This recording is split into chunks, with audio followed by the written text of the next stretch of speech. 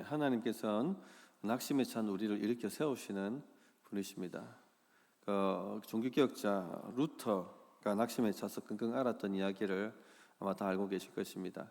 교황에 맞서서 종교개혁을 일으킨 믿음의 사람이었습니다. 그러나 이 믿음의 사람도 낙심이 찾아옵니다. 그래서 하루는 루터가 끙끙 앓아 누워서 죽겠다 그렇게 했습니다. 왜냐하면 기대했던 대로 종교개혁이 진행되지 않았기 때문에 그렇죠. 얼마나 방해가 많았고 또 위협이 많았겠습니까? 이렇게 해서 되겠나? 이렇게 해서 정말 되겠나? 소망이 있나? 그런 마음이 찾아오니까 아무것도 하기 싫은 것입니다. 그냥 누워서 끙끙 앓고 있는 것이죠. 그때 루터의 부인 카타리나 폰보라가 상복을 입고 나타났다고 하지 않습니까? 그러면서 꺼이꺼이 통곡을 하는데 왜 누가 죽었어? 하고 물었더니 하나님이 죽었어 하고 그렇게 얘기를 하더랍니다. 너무 우스워가지고 어떻게 하나님이 죽으시냐고 했더니 루터가 알아놓은 거 보니 하나님이 죽지 않고서 어떻게 이런 일이 일어날 수 있겠느냐고, 하나님이 죽으신 것이라고. 그 이야기에 루터가 정신을 차려가지고 또 종교개혁에 매진하고 그렇게 이루었다 하는 이야기를 합니다. 하나님은 우리를 낙심한 그대로 두지 않습니다. 낙심해서 일으켜 세우시는 분이십니다. 오늘 말씀이 그 이야기죠. 실패를 통해서 크게 낙심한 여호수아를 또 그의 백성들을 하나님께서 일으켜 세우신 것입니다. 10절 보시면 여호와께서 여호수아에게 이르시되 일어나라 어찌 이렇게 엎드렸느냐. 하나님은 낙심에 차서 울부짖고 원망하고 불평하는 여호수아에게 일어나라 이렇게 말씀하십니다. 낙심에 차 계신 분들 있습니까? 요즘 삶이 내가 원하는 대로 굴러가지 않아서 뭐 이렇게 하든 저렇게 하든 무슨 의미가 있나? 그냥 빨리 세월 갔으면 좋겠다. 그냥 이것도 저것도 안 하고 싶다. 무조건 쉬고 싶다. 뭐 이런 마음이 들고 있는 분은 없습니까? 낙심이 찾아온 것이죠. 삶의 소망을 잃어버린 것이고 삶의 에너지를 잃어버린 것입니다. 하나님께서 일어나라고 말씀하십니다. 왜 그렇게 낙심에 차 있느냐고 말씀을 하십니다. 낙심에 차 있다고 일이 해결되는 것이 아닙니다. 우리가 주를 위해 수고하고 또 헌신하지만 우리는 보이는 상황에 이 감정이 오르락내락합니다. 그런 연약함이 있습니다. 그 너머에 계신 하나님보다는요, 지금 내 당장 눈앞에 있는 문제 여기에 우리가 많이 묶입니다. 벌벌 떱니다. 여호수아가 보통 신자입니까? 모세를 이어서 이스라엘 백성들을 이끌고 가나안을 정복하는 믿음의 용사 아닙니까? 이 보통 담력으로 보통 믿음으로 이 일을 해낼 수가 있겠습니까? 거기다가 광야 시대를 믿음으로 걷는 사람이었습니다. 1세대가 다 죽었지만 이 여호수아와 갈렙만은 이 광야 시대를 넘겼고 또 약속의 땅에 들어온 출애굽 1세대의 사람들입니다. 이 믿음의 사람도요, 보이는 현상 때문에 낙심이 찾아온 것입니다. 저는 우리가 연약합니다. 게다가 마귀가 성도들을 가만두지 않죠. 요즘 사람들은요, 이 귀신의 존재를 잘 모릅니다. 귀신 얘기하면 무시합니다. 스스로 똑똑하다 생각해서 웃어 넘깁니다. 영적인 것을 무시한다고 해결되는 것이 아닙니다. 왜 갑자기 낙심이 들까요? 왜 갑자기 오늘 아무것도 하기 싫다는 생각이 들까요? 왜 갑자기 쉬고만 싶다는 생각이 들까요? 왜 갑자기 누가 한마디 한 그 말이 나에게 꽂혀서 한 주 내내 나를 불편하게 만들고 내 마음을 상하게 만들고 그 상한 감정이 풀리지 않게 만들까요?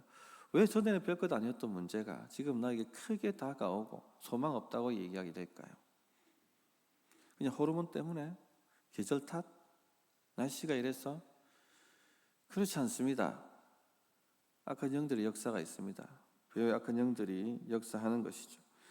가장 흔한 마귀 공격은요, 낙심과 두려움입니다. 낙심과 두려움. 내 삶에 낙심과 두려움이 찾아왔다면 마귀가 나를 공격하고 있다, 이렇게 생각하셔도 무방합니다. 자, 5절을 한번 찾아보십시다. 5절을 한번 같이 읽겠습니다. 시작.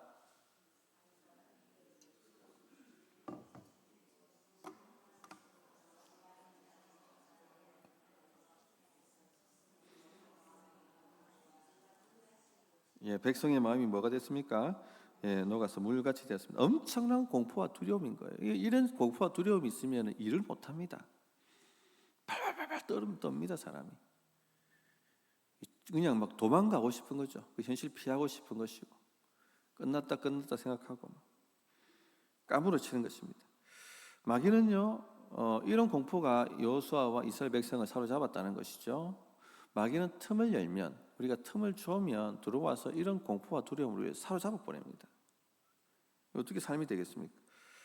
주님은 이 울고 불고 있는, 탄탄하고 있는 여호수아에게 일어나라, 그만하라. 왜 엎드려 있느냐? 왜 보이는 현상에 마음이 무너졌느냐? 왜 하나님이 돕지 않는다고 말하고 있느냐? 모든 것이 끝장이라고 왜 말하느냐? 일어나라. 그렇게 말씀하고 있는 것입니다. 성도님들, 우리는 이 주님의 음성을 자주 들어야 됩니다. 왜냐하면 이 세상 사는 동안 낙심된 일이 참 많기 때문에 그렇습니다. 우리가 얼마나 연약하냐면 사람이 한마디 비방하는 그 말에도요, 하루아침에 주일 와서 막 찬양하고 기쁘고 즐거웠는데 그냥 스치고 지나가는 그 비방의 말 한마디에 마음이 상해서 한 주 내내 무너진 채로 살 수 있는 그런 사람들입니다. 연약합니다. 그러니까 얼마나 우리가 자주 이 음성을 들어야 됩니까? 일어나라. 네가 왜 그렇게 엎드려져 있느냐? 네가 왜 그래 낙심해 있느냐? 네가 왜 그래 감정에 휩싸여 있느냐? 이 음성을 우리가 자주 들어야 하는 것입니다. 서로 그렇게 격려해야 되는 것이죠. 한번 옆에 분하고 선포하십시다. 하나님이 너와 함께 하신다. 일어나라. 오늘 꿀꿀하신 분은 좀 일어나시기를 바랍니다. 한 주간 우리가 이 믿음을 가지고 살아낼까 말까 한데 꿀꿀해가지고는 답이 없는 것입니다. 자기 이름도 한번 넣어서 해봅시다. 수여가 자기 이름 일어나라. 하나님이 함께 하신다. 이걸 중얼중얼 하세요. 매일 낙심이 찾아올 때마다 중얼중얼 하세요. 자기한테 선포해야 됩니다. 선포를. 근데 여기서 일어나라는 주의 말씀은요, 문제에 파묻혀서 두려워 떨지 말고 문제 직시하라는 것입니다. 왜 이 문제가 왔는지, 왜 이 실패가 왔는지, 왜 이 낙심이 왔는지 일어나서 살피라는 것입니다. 그냥 그렇게 그 감정이 휩싸여 있다고 해결되는 문제가 아니니까 정신 차리고 왜 이 문제가 발생했는지 문제 원인 살피라는 것입니다. 그래서 11절 12절 보면 바로 패배의 원인이 무엇인지 바로 주님이 알려주시죠. 13절에도 다시 일어나라 말씀이 나옵니다. 그러면서 이제 너만 일으킬 것이 아니라 백성들도 이렇게 세워서 무엇이 문제인지 문제 직시하게 만들고 그 문제 해결하라고 말씀하고 있는 것입니다. 성도님들, 낙심에 차 있다고 그 감정에 매몰되면 그렇게 이렇게 뒹구는 게 나한테 위로가 되는 것 같은데 절대 그렇게 문제 해결 안 됩니다. 빨리 정신 차리고 문제가 왜 발생했는지, 문제의 원인이 뭔지 그거 찾아야 됩니다. 우리는 문제가 터지면 반사적으로 피하고 싶어 합니다. 하나님이 알아서 내가 끙끙 앓고 있으면 하나님이 알아서 다 해결해 주시기를 원합니다. 루터가 끙끙 앓고 있는다고 종교개혁이 해결됩니까? 하나님이 알아서 다 해주십니까? 루터가 해야 되는 거예요. 마음 추스리고. 여호수아가 끙끙 앓고 한탄하고 있다고 아이성이 정복됩니까? 일어나서 왜 이런 일이 발생했는지 문제 직시하고 해결해야 되는 것이죠. 그래서 주님께서 아니 여호수아 일어나 문제 똑바로 봐. 지금 뭔가 발생했지. 왜 이런 일이 발생했을까? 생각해보라. 내가 분명히 말했지. 여리고성을 정복할 때 해렘하라고, 온전히 바치라고, 어떤 것도 손대지 말라고, 다 불태우고 하나님께 드리라고. 그런데 그 언약이 어겨진 것이다. 언약이 파기된 것이다. 누군가가 하나님께 온전히 바친 물건을 가져갔다. 그래서 이스라엘이 범죄하게 된 것이다. 이것 백성들에게 알리고 이 문제 해결하도록, 이 문제 직시하도록 만들어야 된다. 백성을 거룩히 하라.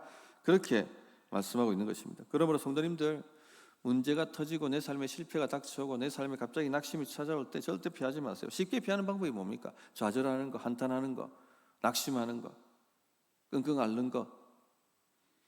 그러면 하나님께서 나를 동정하신다 생각하는 분들도 꽤 있습니다. 절대 그렇지 않습니다. 하나님 일어나라 하십니다. 왜 그렇게 엎드리고 왜 그렇게 낙심하냐고. 그런다고 문제 해결 안 된다. 문제 직시하고 문제 해결해라. 문제 해결. 그렇게 하나님께서 말씀하십니다. 결국 우리가 일어나서 정복해야 되는 것입니다. 하나님께서 대신 정복해 주시는 게 아닙니다. 이렇게 일어나서 문제를 직시하려고 하면 하나님께서 문제 원인을요 알려주십니다. 이 아이성 실패의 원인이 무엇입니까? 범죄함이죠. 11절에 보시면 이스라엘이 범죄하여 내가 그들에게 명령한 나의 언약을 어겼으며 또한 그들이 온전히 바친 물건을 가져가고 도둑질하며 속이고 그것을 그들의 물건들 가운데 두었느니라. 이스라엘이 범죄했습니다. 하나님께서 명령하신 언약을 어겼습니다. 여리고성 정복할 때 모든 것 바치겠다고 다 맹세하고 언약 맺었습니다. 그런데 그 온전히 바친 물건을 가지고 도둑질하고 속이고 자기들 물건 안에 둔 일이 발생한 것이죠. 이 죄의 결과는 참혹했습니다. 12절 보시면 그러므로 이스라엘 자손들이 그들의 원수 앞에 능히 맞서지 못하고 그들 앞에 돌아섰나니 이는 그들도 온전히 바친 것이 됨이라. 그 온전히 바친 물건을 너희 중에서 멸하지 아니하면 내가 다시는 너희와 함께 있지 아니하리라. 첫째, 죄의 결과가 무엇입니까? 원수 앞에 무능해집니다. 그들의 원수 앞에 능히 맞서지 못하고 작은 아이성 문제에도 깨어져 버리는 것입니다. 성도님들 작은 문제에 깨어지고 있습니까? 아니 내가 왜 이런 문제를 해결 못할까? 내가 왜 이런 문제에도 이렇게 힘들어서 정정긍긍 끙끙 앓고 있는가? 이런 생각이 들면요 죄를 살피십시오. 왜 하나님 함께 하시지 않는지, 왜 이런 작은 문제에 내가 넘어지고 깨어지는지. 둘째, 그들 자신이 온전히 바친 것이 됩니다. 그들도 온전히 바친 것이 됩니다. 하나님의 진노의 그릇이 된 것입니다. 원래 심판의 대상이 누굽니까? 가나안족이에요. 그리고 심판의 도구는 누구입니까? 이스라엘 백성입니다. 이게 역전되어 버린 것입니다. 이제 심판의 대상이 이스라엘이 되어버린 것이고 심판의 도구가 가나안족이 되어버린 것입니다. 왜죠? 죄를 범했기 때문에. 이 신자로 산다는 것이 이런 겁니다.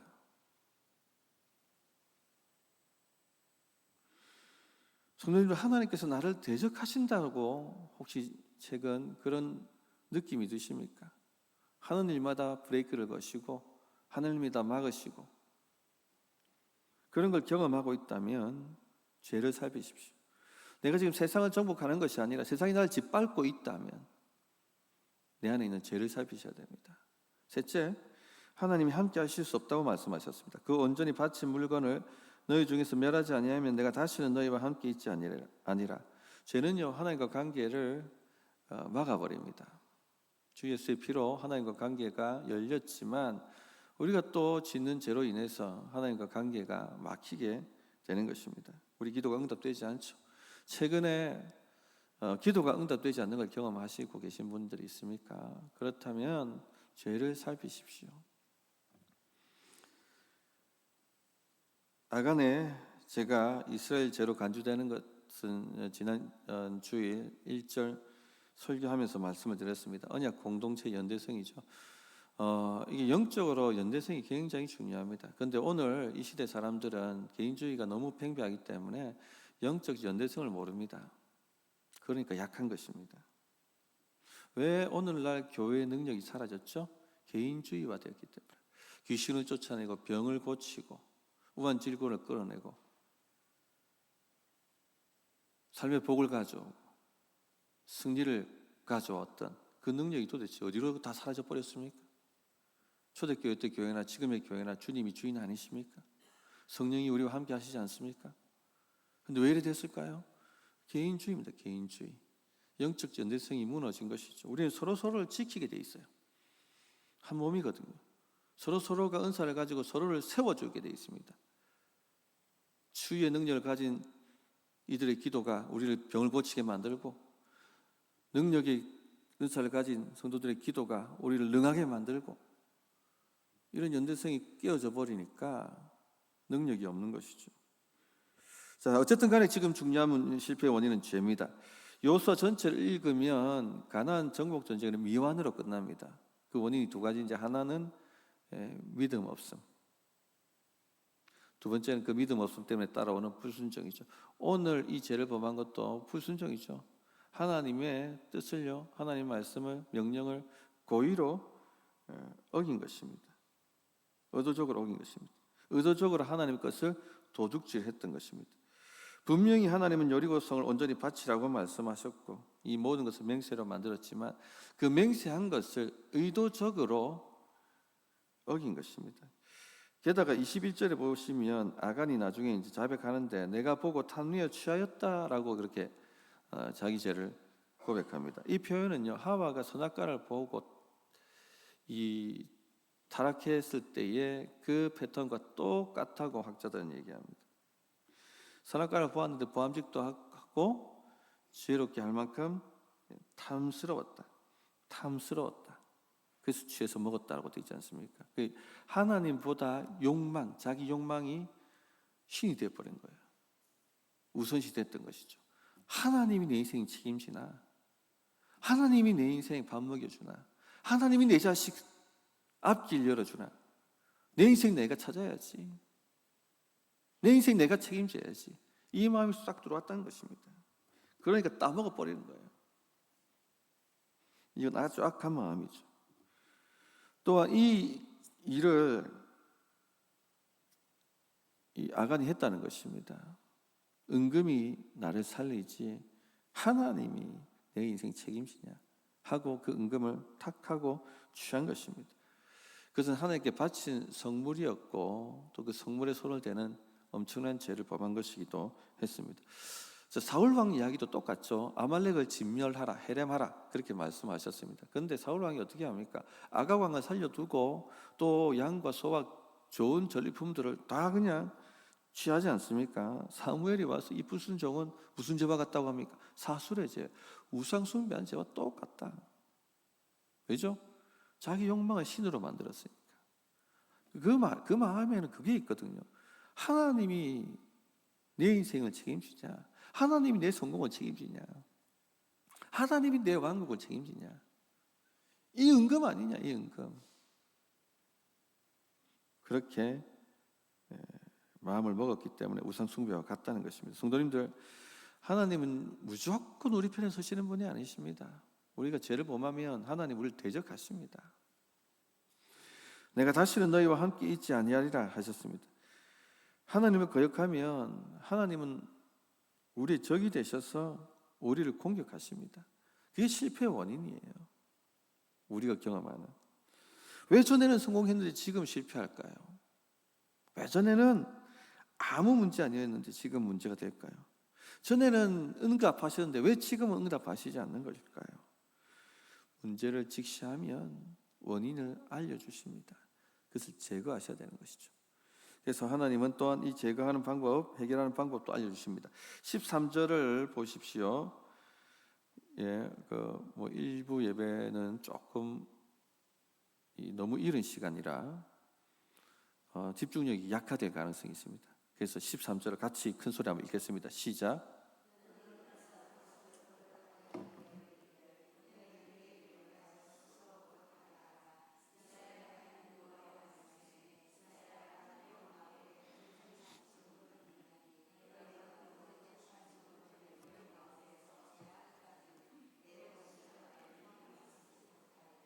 하나님은 온전히 바친 물건을 너희에게서 제하기까지 내 원수 앞에 능히 맞서지 못할 것이라고 말씀하셨습니다.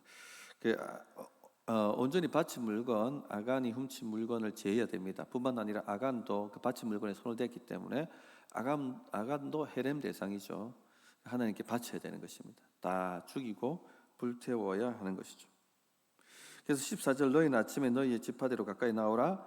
여호와께 뽑히는 그 지파는 그 족속대로 가까이 나올 것이요 여호와께 뽑히는 족속은 그 가족대로 가까이 나올 것이요 여호와께 뽑히는 그 가족은 그 남자들이 가까이 나올 것이며 온전히 바친 물건을 가진 자로 뽑힌 자를 풀사르되 그와 그의 모든 소유를 그리하라. 이는 여호와의 언약을 어기고 이스라엘 가운데 망령된 일을 행하였음이라 하셨다 하라. 자, 아간을 찾아내는 방법이 제비뽑기입니다. 아마 이제 지파대로 돌을 줬겠죠. 그 돌이 딱 걸리면 이제 다른 지파 나가고 그 지파 이렇게 이런 식으로 이제 뽑아서 나갔습니다. 왜 이 방법을 사용했을까요? 하나님께서 그냥 딱 아간하고 지목하면 되실 텐데 아간에게 마지막 회개할 기회를 주셨다고 저는 생각합니다. 이미 이렇게 하겠다라고 공포가 됐을 때 아간이 두려워 떨며 밭에 물건 가지고 나와서 자복해야 되는 것 아니겠습니까? 그런데 시치미를 뚝 떼죠. 지파가 뽑힙니다. 그래도 꿈쩍하지 않습니다. 족속이 뽑힙니다. 꿈쩍하지 않습니다. 하나님에 대한 두려움이 없어요. 그리고 가족별로 이제 제비 뽑습니다. 가족이 뽑힙니다. 그래도 꼼짝하지 않습니다. 나중에 여호수아가 자백하라고 다그칠 때 그제서야 그가 이야기합니다.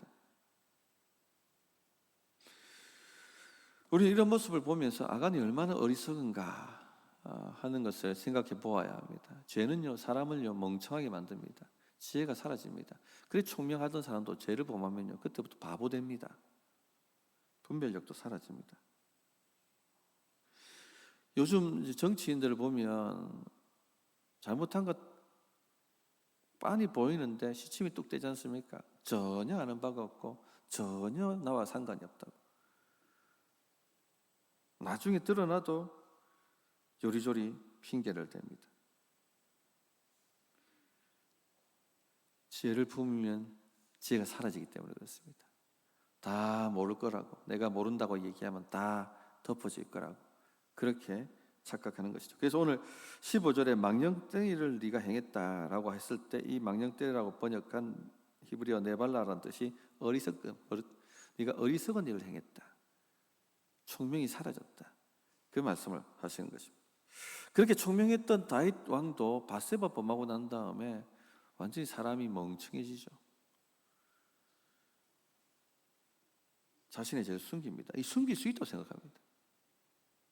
다음 주에도 말씀을 드리겠습니다. 그 시편을 지었던 분이신데 중심을 아시는 분임을 알고 있는 사람인데 자기 죄를 숨길 수 있다고 생각하죠. 신하들이 다, 왕궁의 신하들이 다 알아요. 또 요압 보고 우리가 죽이라고 사주했지 않습니까? 요압이 다 알고 있습니다. 왜 하나님이 모르실까? 모르신다 생각할까? 총기가 사라졌기 때문에, 총명이 사라졌기 때문에, 멍청해졌기 때문에 죄가 이렇게 무서운 것입니다. 그러므로 성도님들, 죄가 심각하게 우리를 망치기 전에 이 죄를 빨리 제거해야 됩니다. 그것이 우리가 성공으로 가는 방법입니다. 죄를 절대 가볍게 보지 마십시오. 우리 성도님들 인생을 망치는 가장 강력한 주범이 뭐냐? 죄입니다. 남 탓할 필요 없어요. 내 자신을 살피면 됩니다. 아담과 하와는 최고 좋은 환경에 살았습니다. 그런데 그 최고 좋은 환경을 망친 사람이 누구입니까? 아담과 하와 본인 자신들이었죠. 죄로 인해서 그 에덴에서 쫓겨나고 말았습니다. 아담과 하와는 능력이 많은 사람이었습니다. 땅을 정복하라는 사명을 받았습니다. 그런데 땅이 엉겅퀴를 내죠. 정복되지가 않습니다. 수고했지만 그 능력대로 보상받지 못합니다. 왜죠? 죄 때문이죠. 죄 때문에. 내 인생에 실패를 가져오는 것은 죄 때문입니다. 죄가 있다면 여러분 삶에도 이와 같은 동일한 일들이 일어날 것입니다. 여기저기 엉겅퀴와 가시가 날 것입니다. 절대 죄를 가볍게 보아서는 안 되는 겁니다. 죄를 자백해야 합니다. 우리는 우리 죄를 대신하여 죽어주신 분이 계시죠. 아간처럼 심판받지 않습니다. 주님 앞에 나와서 내 죄를 자복하고 나를 위해 죽어주신 예수 그 보혈의 피를 의지하면 그 피가 우리를 깨끗게 만들어 주십니다. 그러므로 죄를 자복하고 빨리 성공 모드로 우리의 삶을 돌려야 되는 것입니다. 요한일서 1장 9절에 만일 우리가 우리 죄를 자백하면 저는 이쁘시고 의로우사 우리 죄를 사하시며 모든 불의에서 우리를 깨끗게 하실 것이요 라고 말씀하셨습니다. 그러므로 실패가 왔을 때 낙심에 차서 울부짖는 것이 아니라 문제 직시하고 무엇이 해결되어야 되는지를 살피셔야 됩니다. 말씀을 정리하겠습니다. 하나님은 낙심에 찬 우리를 일으켜 세우시는 분입니다. 낙심에 차 있다고 문제 해결되지 않습니다. 자절하거나 한탄하거나 하소연하거나 그런다고 문제가 해결됩니까? 자기 감정이 받을 수는 있을지 모르겠는데 전혀 삶의 성공은 오지 않습니다. 주님은 우리 보고 일어나라고 하십니다. 왜 그렇게 엎드려 있냐고 얘기하십니다. 문제 직시하라고 얘기합니다. 이 삶에 너의 실패를 가져오고 낙심을 가져오는 문제를 해결하라고 우리에게 다그치십니다. 우리가 문제를 직시하고 문제를 해결하려고 하면 하나님은 포기하십니다. 이게 아파요. 내 죄를 본다는 게 쉽지는 않거든요. 이걸 정면으로 바라보고 그 죄를 가지고 주님 앞에 자복하고 주의 피로 씻어야 됩니다. 그리고 하나님, 죄를 끊을 수 있는 성령의 능력으로 새롭게 하소서라고 구할 때 그 문제가 해결되어지면 이제 우리 인생은요 성공 모드로 변하게 되는 것입니다. 이런 은혜가 우리 성도님들에게 충만하기를 바랍니다. 자, 눈을 감으시고 주의 음성을 들으십시오. 하나님, 이 말씀을 통해서 저에게 주시는 말씀이 무엇입니까? 주시는 생각을 따라서 결단의 기도로 바꿔서 중얼중얼 기도하십시오.